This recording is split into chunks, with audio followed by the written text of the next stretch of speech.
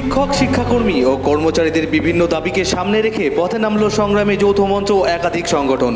আগামীকালের ঘোষিত সংগঠনকে সফল করতে আজ শহরে অনুষ্ঠিত হল প্রতিবাদ মিছিল। আন্দোলনকারীদের অভিযোগ, দীর্ঘদিন ধরে অসংখ্য অস্থায়ী ও চুক্তিভিত্তিক কর্মচারী কাজ করলেও এখনও পর্যন্ত তাদের নিয়মিত করা হয়নি।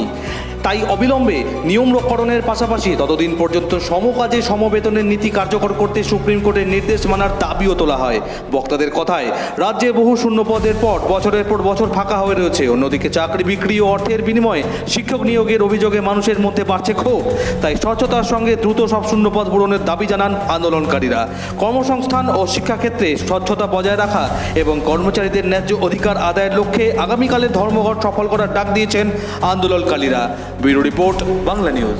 কর্মচারী, শিক্ষক, শিক্ষাকর্মী, কলেজ কর্মচারী প্রত্যেকে ধর্মঘট ডেকেছে মূলত যে বকেয়া ডিএ, সেই ডিএ পাওয়ার জন্য, এবং যে ডিএ 2009 সাল থেকে 2019 সাল পর্যন্ত যে ডিএ, বকেয়া ডিএ, সেই ডিএ পাওয়ার যে অধিকার, সেইটাকে ইতিমধ্যে SAT মান্যতা দিয়েছে, হাইকোর্ট মান্যতা দিয়েছে, সুপ্রিম কোর্ট মান্যতা দিয়েছে।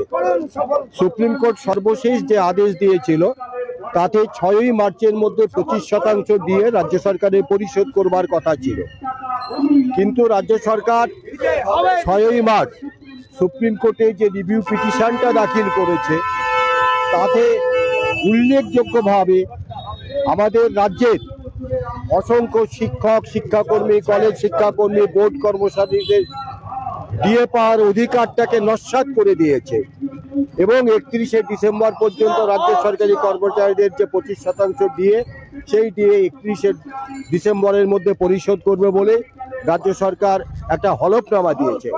এটা রাজ্য সরকারের কালক্ষেপ করবার একটা অছিলা মাত্র।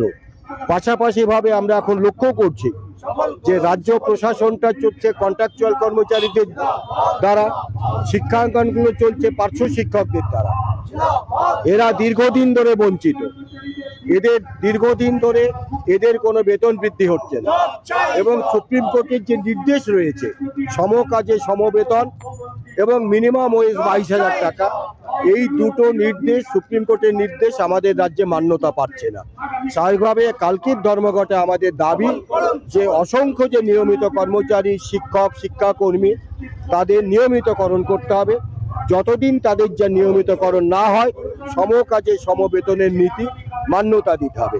পাশাপাশিভাবে আমাদের রাজ্যে অসংখ্য শূন্য পদ পড়ে আছে, আমাদের রাজ্যে চাকরি বিক্রি হচ্ছে, পয়সার বিনিময়ে শিক্ষক নিয়োগ হচ্ছে। আমরা চাই স্বচ্ছতার সঙ্গে সুস্থভাবে সমস্ত শূন্য পদ পূরণ করতে হবে। মূলত এই 3টে দাবিতেই আমাদের কালকের ধর্মঘট।